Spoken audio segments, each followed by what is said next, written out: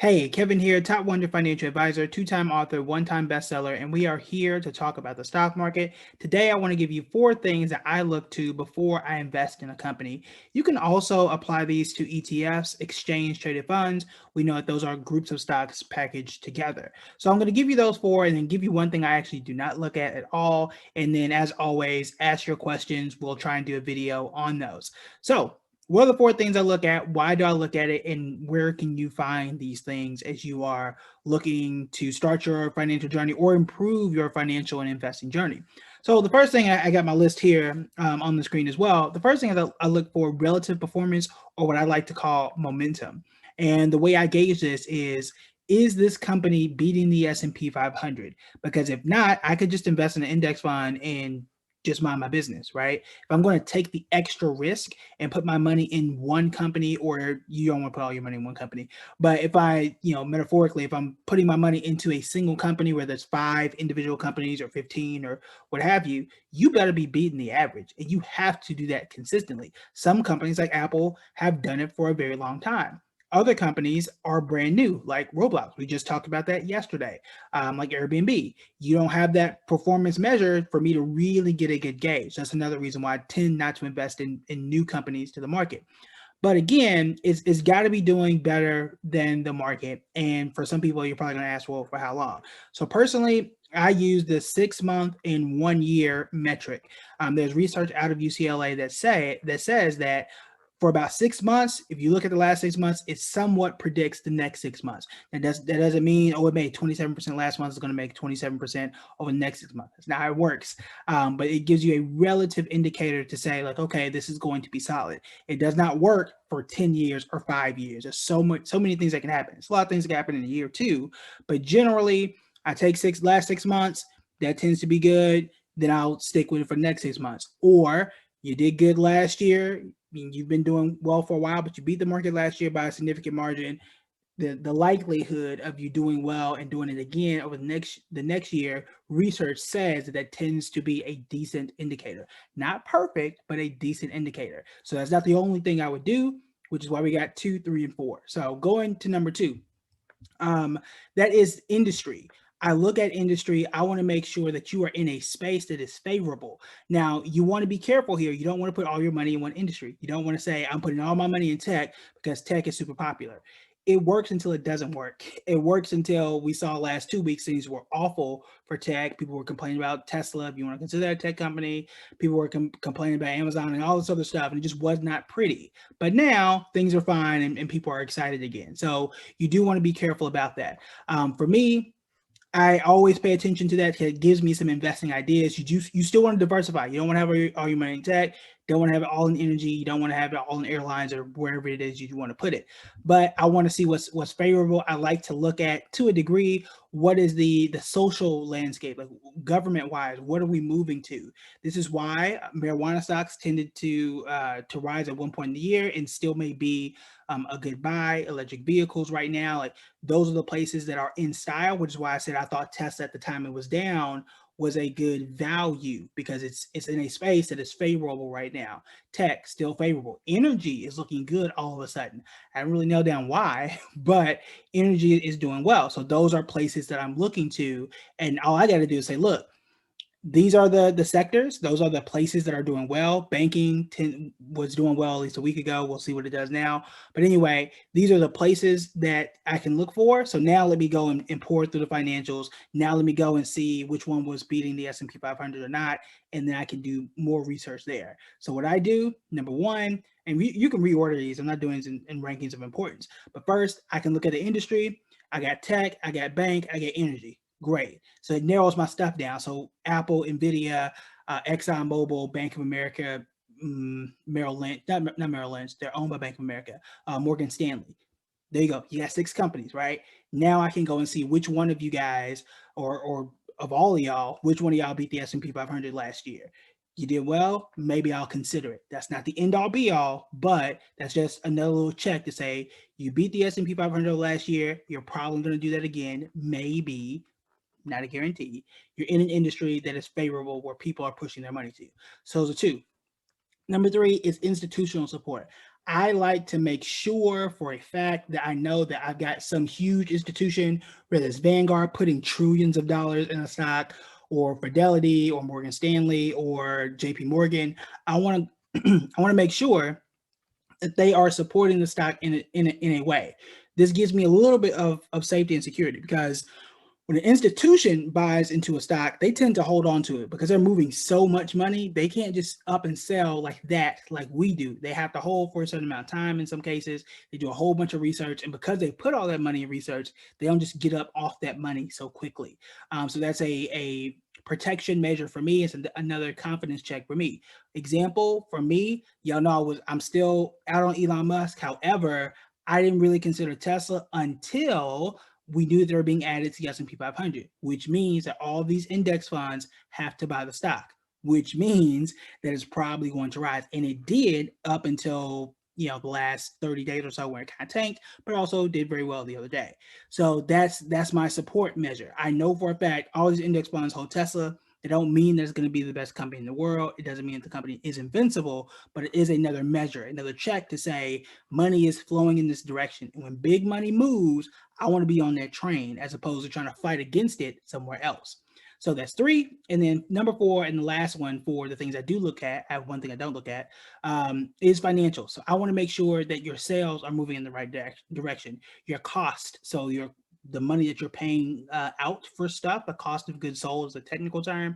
I want to make sure that that stuff is dropping. Where do you find this? You can find this on Yahoo Finance. You can find it on Morningstar. You can go to the company site and you can type in the search bar for investor resources or investor relations, and they will give you the last few years of their financial report. You can type in sales or financial statements, and you can actually scroll through and see that kind of stuff. You want to look at the income statement. You want to look at the cash flow statement. You can look at the balance sheet. I just think those are the main two that tells you where the money where the money really resides, how much money they make, and you can compare. I teach a whole lot on this inside the Investors Toolkit and a few of my other courses. Teach all of this inside of there, but I'm just giving you high level overview.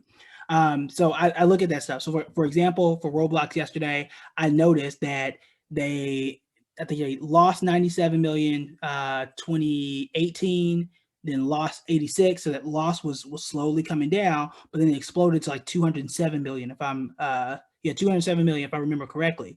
So to me, you were going in the right direction, and all of a sudden, boom, you lost a whole lot more. Why is that? I looked at the statement. We saw that their cost jumped up, which that kind of makes sense. But these are the things I'm looking at. So I want to make sure that you are trending in the right direction. Costs are stable or falling. I want to see that sales are stable or rising, and I definitely want to see that profit continue to raise.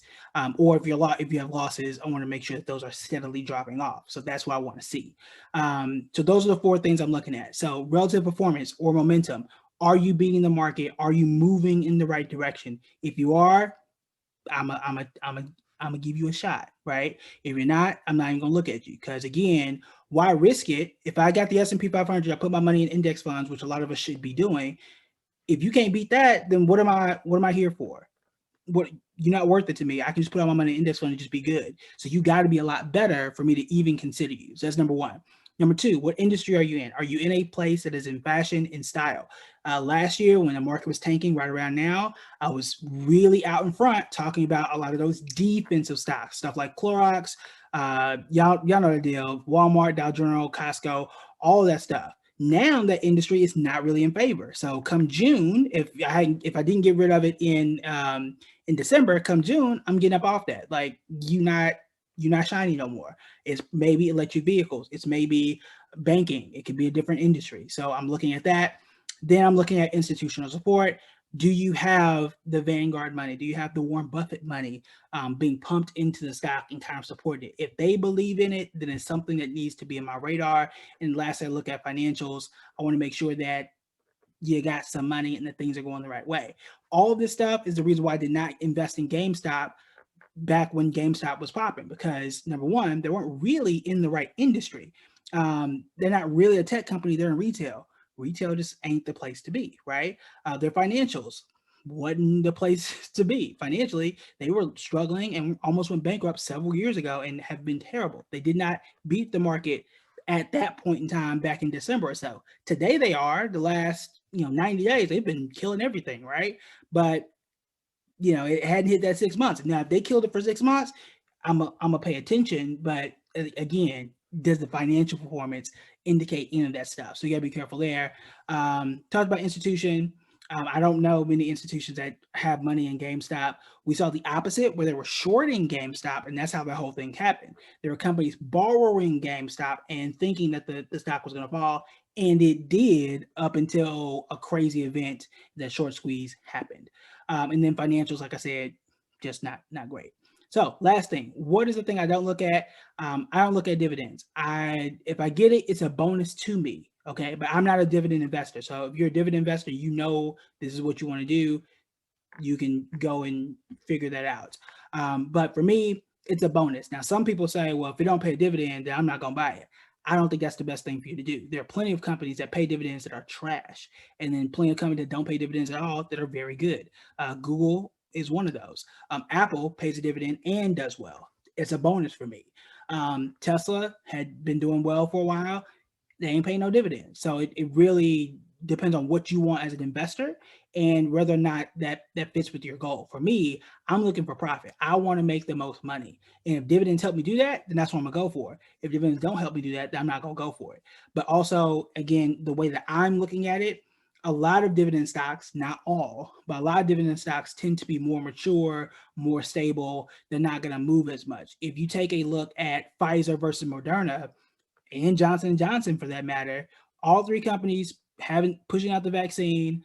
All three companies you expect to do extremely well right now. Moderna is the one that was up triple digits last year, where Pfizer and Johnson & Johnson were like, meh, right? So you always want to take a look at that. And what I'm going to do right quick before we finish is I'm actually going to pull that comparison up because again, Pfizer, Moderna, so Johnson & Johnson and Pfizer, they pay out a lot in dividends, and they're really, really good at paying dividends, and they've done it for a while, which is good. It means it's solid. That's probably something that's not going to just tank and fall off the map. But it also says that, money you could have been spending on becoming more innovative, more tech savvy, if you will. And I mean, it's a science company, right? So they're good at what they do.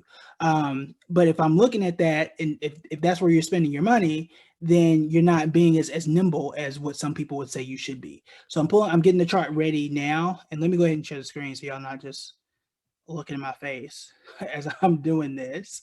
So let's pull this up, and then we'll wrap everything up in just a moment.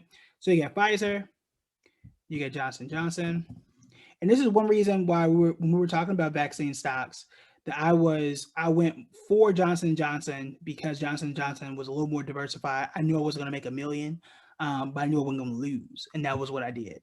And then we said mRNA, Moderna. All right, so this is the last 2 years. So as you can see, let me take Moderna off real quick. So you can see here, Pfizer, they pay dividends. They were down last 2 years. They were down almost 10%. Johnson & Johnson up 15%. So this is another reason why I went for Johnson & Johnson. At the time, I went for Johnson & Johnson. I'm going to go to a year because we had talked about this year metric. So last year, or a year from now, from what it was, you got up 9% for Pfizer. That's pretty good. Up 15%, almost 16% for Johnson & Johnson. Again, that's why I went for Johnson & Johnson. For some reason, Pfizer just fell off the map in December of 2020. Don't know why. All right. So anyway, we're going to compare Moderna now since we were talking about mRNA.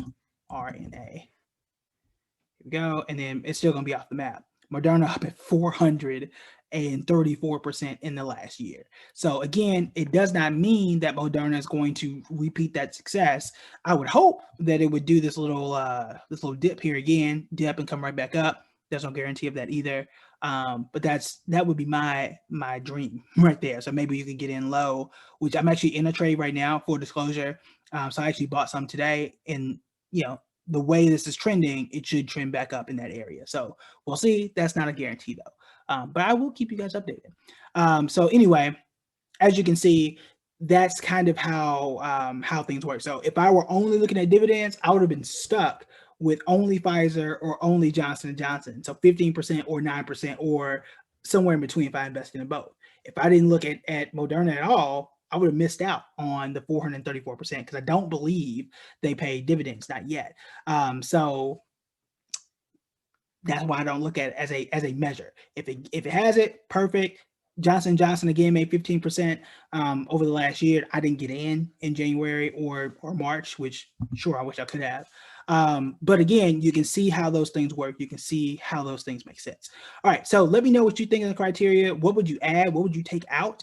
And let me know what other questions that you have that you would like me to cover in a video. All right, that's it for me. I'll talk to you guys later.